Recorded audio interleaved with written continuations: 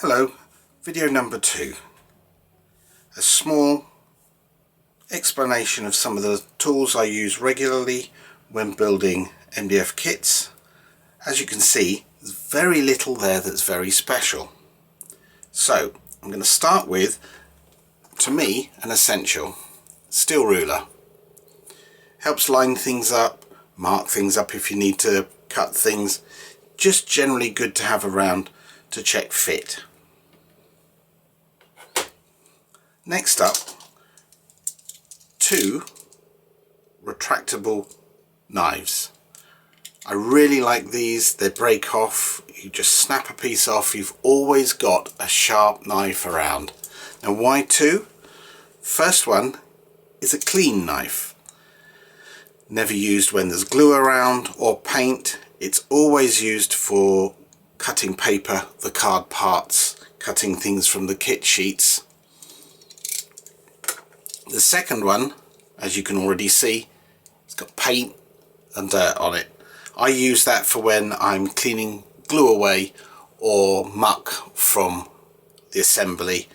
Quite often it's a little extra bit of paint that might be somewhere you just want to gouge out or scrape away at. It's always good to have 2. Next up, clamps. Things for holding things together. Basics, elastic bands. I like using quite thick ones. They do rot when used with super glue, so go careful, get more and get a good collection. Now, really useful anytime you're gluing things together, some strong clips. Small bulldog clips, they're quite useful, these ones, because the levers flip, so you can actually get other bits and pieces in around them. Small clothes pegs. Now these are actually from a card shop where they hobbyists make cards and gifts, but they're quite small. It means you can get multiples along the edge or multiples in small spaces.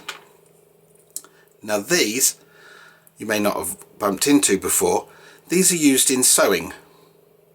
They hold fabric together. They're nice strong springs. And I use these. They've got a nice little bit of adjustment so you can move along if you need to, but because of the hard jaws they mean you can align things while gluing. I use clips quite a lot because they help the tolerance. They compress the glue, they get things as tight as possible so there's as minimum amount of sanding as possible. Which brings me on to sanding boards. These are made from the scraps from kits. I just super glue, PVA glue, double-sided sticky tape, sandpaper to them. These are all a single grade, sometimes I use more grades. They're really useful for putting on a flat bench and sanding, just denibbing those little tags off so that you've constantly got a flat face and edge to join with. Sometimes useful to have a little bit of grip, so if you're having to thickness things you have something to grip hold of rather than a sheet, but it also means that you can still get in between little joints if you need to. In addition to the sandpaper, I use a number of small files. This is a really useful elliptical needle file.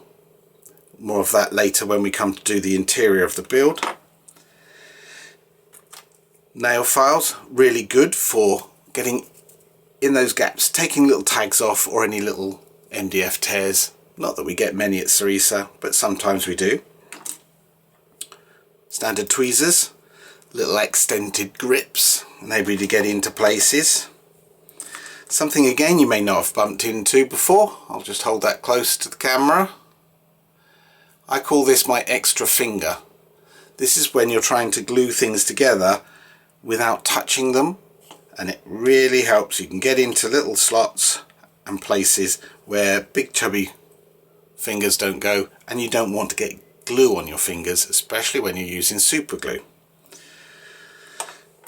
Next up, quite often we need to align parts. So for instance, if you're just gluing things together and you want to make sure they're dead 90 degrees, this is all in the book as well.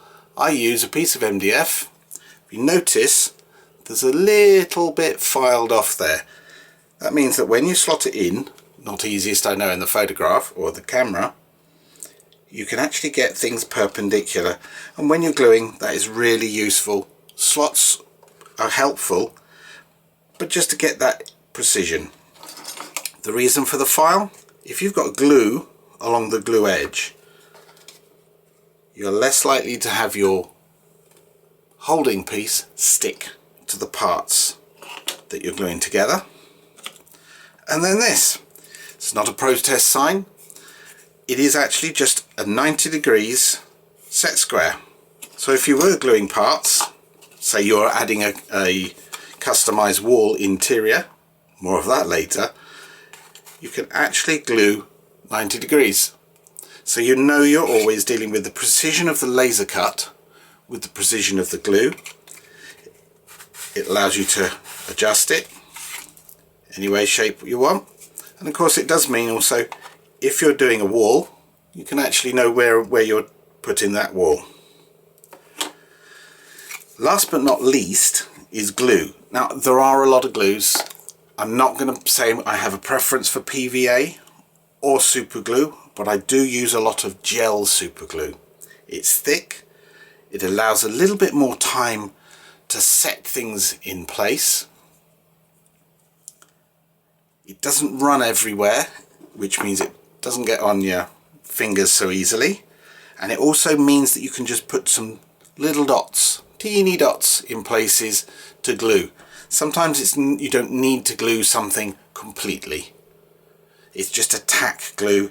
You're putting panels together that are sandwiching, a little bit of tacking, use the bulldog clips, clamp them together, the little dots spread out and fix the whole thing together.